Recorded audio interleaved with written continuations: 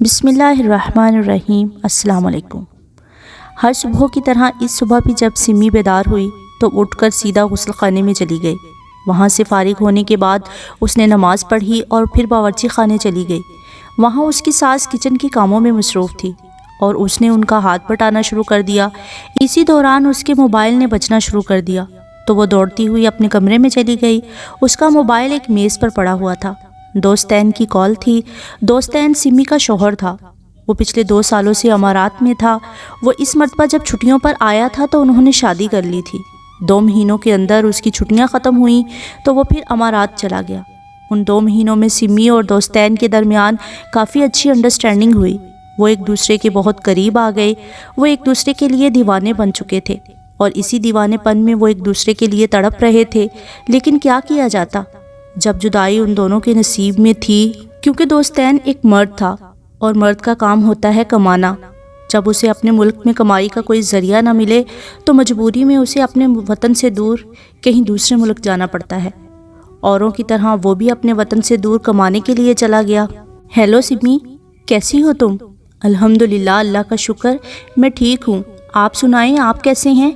میں ٹھیک ٹھاک ہوں اور خیریت سے بھی ہوں۔ امی جان کیسی ہیں؟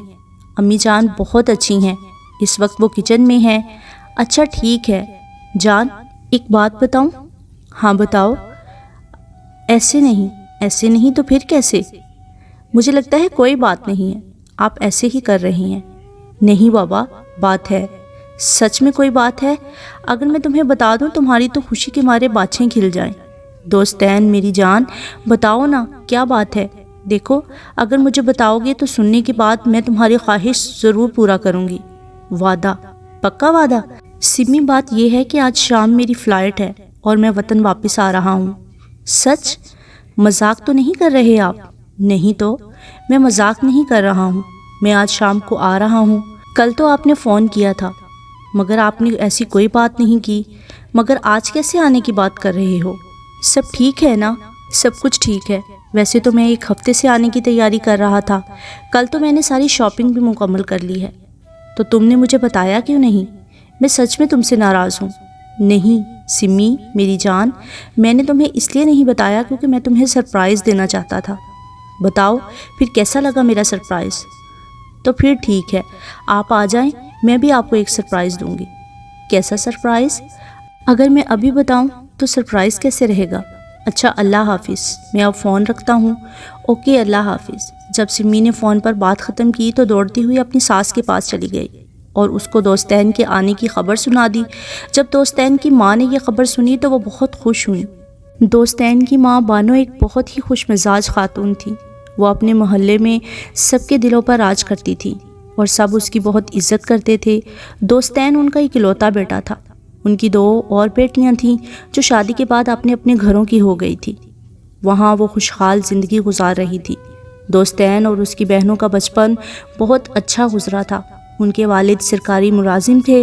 انہوں نے اپنے بچوں کی بہت اچھی پرورش کی اور ان کو علم کی دولت سے بھی نوازا، مگر ان کے انتقال کے بعد دوستین جو اپنا BA مکمل کر چکا تھا، اس نے وہاں سے اپنی تعلیم کو خیر باد کیا۔ کچھ سالوں میں اس نے یہاں وہاں محنت مزدوری کی۔ اس کے لیے یہ کوئی شرم کی بات نہ تھی کیونکہ اس کے علاقے میں ماسٹرز کرنے والے طالب علم نوکری کے لیے یہاں وہاں پھرتے تھے۔ جب ان کو نوکری نہیں ملتی پھر تو وہ بے روزگار رہتے یا محنت مزدوری کرتے، مگر دوستین آخر تنگ آ گیا تو امارات چلا گیا اور وہاں ایک کمپنی میں ملازمت کر لی۔ رہی سمی تو اس کی خوبصورتی کی تعریف کرتے کرتے سال بیت جاتے، مگر لوگ اس کی تعریف کرتے نہیں تھکتے۔ اس کے بالوں کی تو کیا ہی بات تھی، اس کے کالے بال جب وہ اسے کھلا چھوڑ دیتی تو جیسے رات کی تاریکی اسے اپنی لپیٹ میں لے لیتی۔ اس کی بڑی بڑی آنکھیں جب وہ کسی کو دیکھتی تو سمجھ لو کہ اس کے تو ہوش ہی اڑ گئے۔ اس کی بادامی رنگت، اس کے ماتھے اور گال کی تو بات ہی نرالی تھی۔ سمی کے والد ایک نامی گرامی پروفیسر تھے اور اس کی ماں ایک ڈاکٹر تھی۔ سمی 4 بھائیوں کی ایک ہی بہن تھی۔ سب اسے دل و جان سے پیار کرتے تھے۔ دوستین اور سمی کے باپ دونوں بھائی تھے، اس لیے ان دونوں کی شادی کر دی گئی اور ان لوگوں کے درمیان رشتہ اور مضبوط ہو گیا۔ وہ سب ایک خوشحال زندگی گزار رہے تھے۔ اس شام دوستین کی فلائٹ تھی۔ وہ شام کو شارجہ ایئرپورٹ سے سوار ہوا اور رات کو وہ جناح ایئرپورٹ کراچی پہنچ گیا۔ وہ ویسے تو ناصر آباد کا رہنے والا تھا، جو تربت شہر سے کوئی 45 کلومیٹر کے فاصلے پر مغرب میں واقع تھا۔ اس وقت تو رات تھی، تو وہ اپنے علاقے میں جا نہیں سکتا تھا اور رات اسے کراچی میں ہی گزارنا تھی۔ اگلی صبح وہ بس کے ذریعے بآسانی شام کو اپنے علاقے میں پہنچ سکتا تھا۔ جب وہ ایئرپورٹ سے باہر آ گیا تو اس نے ایک ٹیکسی بک کی اور ڈرائیور کو ایک ہوٹل کا پتہ بھی بتایا۔ وہ ٹیکسی میں سوار ہوا تو کچھ دور جانے کے بعد ٹیکسی ڈرائیور نے فون پر کچھ دیر بات کی اور اس نے ایک جگہ کا پتہ بھی بتایا۔ تھوڑا بہت دور جانے کے بعد اس نے ٹیکسی ایک ویران جگہ پر روک لی۔ وہاں زیادہ رش بھی نہیں تھا۔ ڈرائیور نے تھوڑا بہت انتظار بھی کیا۔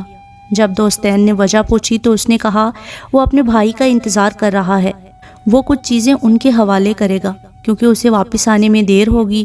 ایک لمبے انتظار کے بعد دو مضبوط آدمی ظاہر ہوئے۔ ان کو دیکھنے کے بعد ٹیکسی ڈرائیور ٹیکسی سے اترا اور باہر چلا گیا۔ اس نے ان دونوں آدمیوں سے کچھ دیر بات کی، پھر وہ دونوں آدمیوں کے ساتھ ٹیکسی کی طرف آ گیا۔ انہوں نے دوستین جو آگے بیٹھا ہوا تھا اس کو اترنے کو کہا تو وہ کچھ کہے بغیر ٹیکسی سے اتر گیا۔ ان میں سے ایک کے ہاتھ میں پستول تھا اور اس نے اپنا پستول دوستین کے ماتھے پر رکھ دیا۔ اسے اپنا سب کچھ ان کے حوالے کرنے کو کہا۔ دوستین نے سب کچھ ان کے حوالے کیا۔ اس کی جیب میں کچھ پاکستانی پیسے اور کچھ درہم تھے۔ اس کی گھڑی، موبائل جس کی سم نکال کر توڑ دی گئی اور اس کا سارا سامان اپنے ساتھ لے گئے۔ ان سب چیزوں سے ان کا دل نہیں بھرا تو کسی ایک نے کہا کہ سالے کا منہ بھی بند کر دینا چاہیے۔ ان تینوں نے مل کر اس کو خوب مارا۔ اس کے منہ اور ناک سے خون بہہ رہا تھا اور وہ بے ہوش ہو گیا۔ دوستین ساری رات بے ہوش پڑا رہا۔ اگلی صبح کسی عورت نے اسے وہاں پڑا دیکھ کر چلانا شروع کر دیا۔ کچھ ہی پل میں بہت سارے لوگ جمع ہو گئے۔ وہ اسے ایک گاڑی میں ڈال کر ہسپتال لے گئے۔ وہ ابھی بھی بے ہوش تھا۔ کچھ دیر بعد پولیس بھی ہسپتال میں پہنچ گئی۔ پولیس نے اس عورت سے بہت سارے سوالات کیے اور اس نے سارے سوالات کے جواب بھی دیے۔ 2 بجے کے قریب دوستین کو ہوش آ گیا۔ پولیس اندر چلی گئی اور دوستین سے اس واقعے کے بارے میں پوچھ گچھ کی، لیکن دوستین نے بتانے سے گریز کیا اور صرف سمی کا نمبر دیا اور اسے فون کرنے کو کہا۔ جب سمی کو فون کر کے بتایا گیا کہ دوستین کراچی کے ایک ہاسپٹل میں ہے تو اس کی تو جان ہی نکل گئی۔ وہ چلائی۔ اس کے چلانے کی آواز اس کی ساس نے سنی تو وہ دوڑتی ہوئی سمی کے پاس آ گئی۔ امی امی وہ رو رہی تھی۔ سمی بیٹا کیا بات ہے، تم کیوں رو رہی ہو؟ سب کچھ ٹھیک تو ہے نا؟ امی وہ دوستین، اے میرے خدایا بتاؤ تو صحیح کیا ہوا میرے بیٹے کو؟ ابھی کسی نے فون کر کے بتایا ہے کہ وہ پولیس والے ہیں اور دوستین کی طبیعت بہت خراب ہے۔ وہ کراچی میں ایک ہسپتال میں ہے اور ہمیں فوراً کراچی آنا چاہیے۔ دوستین کی ماں نے بھی رونا شروع کر دیا۔ سمی نے پاگلوں کی طرح ادھر ادھر اپنا موبائل تلاش کرنا چاہا لیکن اسے مل نہیں رہا تھا۔ پھر تلاش کرتے کرتے اسے موبائل مل ہی گیا۔ وہ اپنے والد کو کال کرنا چاہتی تھی مگر اس کے ہاتھ کانپ رہے تھے اور اسے نمبر نہیں مل رہا تھا۔ بالآخر اس کو نمبر مل گیا اور اس نے اپنے باپ کو سب کچھ بتایا۔ تھوڑی دیر بعد اس کا باپ ان کے پاس پہنچ گیا۔ پھر سمی، اس کی ساس اور اس کا باپ اسی وقت اپنی ذاتی گاڑی سے کراچی کے لیے نکل گئے۔ اس وقت شام کے 4 بج چکے تھے۔ وہ تقریباً رات کے 4 بجے کراچی پہنچ گئے اور جب وہ ہسپتال پہنچے تو 4:30 بج چکے تھے۔ وہ دوڑتے ہوئے ہسپتال کے اندر آ گئے۔ انہوں نے دوستین کے روم کا معلوم کیا اور اس کے پاس گئے مگر ڈاکٹر نے ملنے کی اجازت نہ دی اور بتایا کہ اس کی حالت بہت خراب ہے اور ابھی ان سے کوئی نہیں مل سکتا۔ وہ رات ان لوگوں کے لیے کسی قیامت سے کم نہیں تھی۔ ان لوگوں نے باہر انتظار کیا۔ جب صبح ہوئی پھر 10 بجے ان کو دوستین سے ملنے کی اجازت دے دی گئی۔ وہ سب دوستین کے پاس گئے۔ وہ زخموں سے چور چور تھا۔ اس کے لیے سانس لینا بھی مشکل ہو رہا تھا۔ آخر شام کو وہ زخموں کی تاب نہ لا سکا اور اس دنیا سے رخصت ہو گیا۔ مرتے وقت اس کا دایاں ہاتھ سمی نے اپنے ہاتھ میں لیا ہوا تھا۔ یہ سب منظر دیکھ کر سمی تو جیسے بت بنی ہوئی تھی۔ اس کی ماں کی حالت بھی بہت خراب تھی۔ ان سب کی دنیا اجڑ چکی تھی۔ جب دوستین کی لاش کو ایمبولینس میں رکھا جا رہا تھا تو دوستین کی ماں زور زور سے رو رہی تھی اور سمی کا باپ بھی اسے دلاسا دے رہا تھا مگر اس وقت اسے کسی کی پرواہ نہیں تھی۔ سمی تو ابھی بھی سن تھی۔ پھر وہ اور بانو ایمبولینس میں لاش کے پاس بیٹھ گئے اور سمی کا باپ آگے بیٹھ گیا۔ پھر ایمبولینس کراچی سے تربت کی طرف روانہ ہوئی۔ سارے راستے بانو کی آنکھوں سے آنسو ٹپکتے رہے۔ سمی ابھی بھی خاموش تھی۔